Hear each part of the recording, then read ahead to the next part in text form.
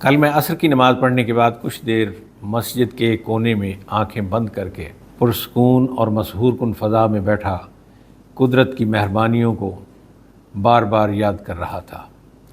مجھے معلوم نہیں کب مسجد خالی ہوئی، نمازی چلے گئے۔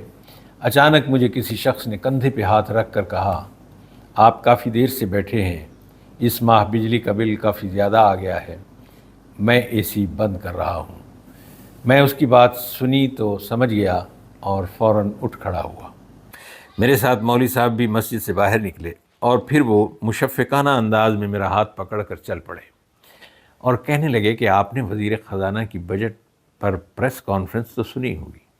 میں نے منفی میں سر ہلایا تو بڑے حیران ہوئے اور انہوں نے فوراً موبائل جیب سے نکالا اور کلپ سنوا دیا، جس میں وزیر خزانہ ایک صحافی کے سوال کے جواب میں بتا رہے تھے کہ انہوں نے پارلیمنٹ اور سینٹ کے کچھ لوگوں کی تنخواہیں 2,05,000 سے بڑھا کر 21,50,000 اس لیے کی ہیں کہ 2016 سے ان لوگوں کی تنخواہ نہیں بڑھی تھی، چنانچہ اگر ہر سال بڑھتی رہتی مہنگائی اور انفلیشن کے مطابق تو آج بھی یہ 21,50,000 ہوتی۔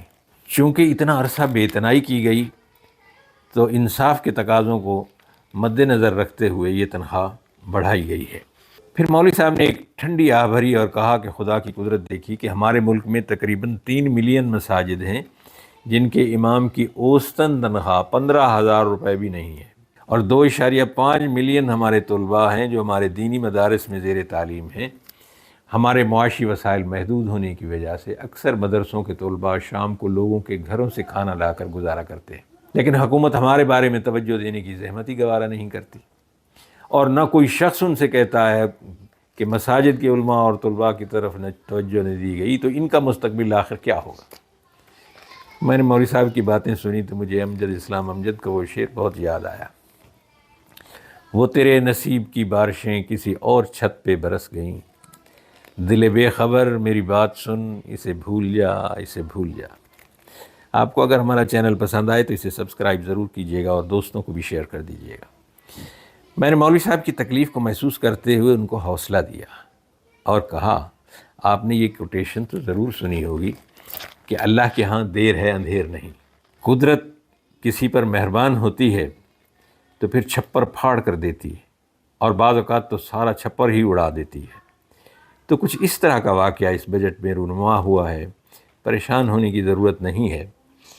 اگرچہ ملک میں پچھلے 10 سال میں جو جی ڈی پی کا گروتھ ریٹ ہے وہ 11% ہوا ہے، یعنی 11% کا اضافہ ہوا ہے، جبکہ انڈیا کی جی ڈی پی میں پچھلے 10 سال میں 74% کے حساب سے اضافہ ہوا ہے۔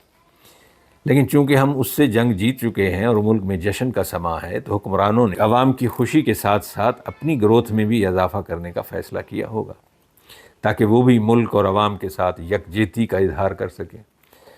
چنانچہ 2,05,000 سے 21,50,000 تک تنخواہ بڑھانے کے فیصلے کو وزیر خزانہ نے مستحسن اقدام قرار دیا ہے۔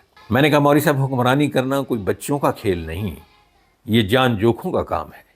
کسی کو کل کی کچھ خبر نہیں کون جیل کے اندر ہو اور کون باہر، چنانچہ لمحے موجود کی اپرچونٹی کو ہرگز ضائع کرنا ایک بے وقوفی کی علامت سمجھا جاتا ہے۔ ہمارے حکمران نظریہ ضرورت کو بڑی قدر کی نگاہ سے دیکھتے ہیں اور اپنے مقدر کو سنوارنے کے لیے اس کا بھرپور استعمال کرتے ہیں۔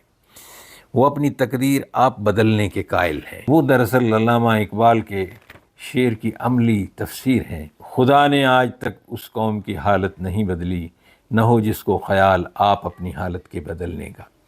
چنانچہ اگر بچے آپ کے ہیں تو فکر مند بھی آپ کو ہی ہونا چاہیے، کسی دوسرے سے کیا توقع رکھنی، جب توقع ہی اٹھ گئی تو کسی کا کیا گلہ کرے کوئی۔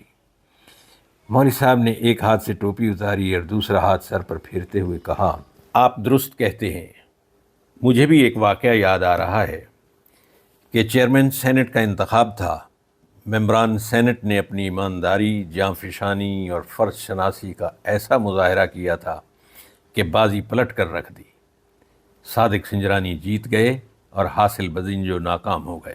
ہماری تاریخ کا یہ وہ واقعہ ہے جسے لوگ مدتوں یاد رکھیں گے۔